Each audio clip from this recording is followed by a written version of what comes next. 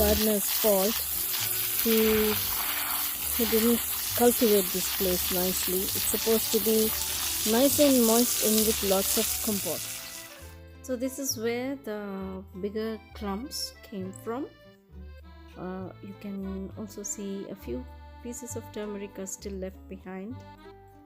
This clump, I'm not going to use it now. I'm going to leave it in the soil the way it is so that it can give me a better crop next year.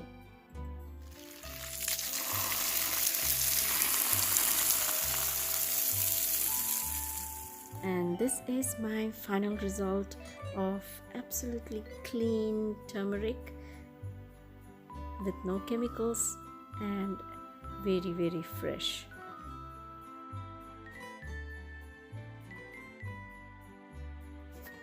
जल्द ही फिर मिलते हैं। इस video को देखने के लिए बहुत बहुत शुक्रिया।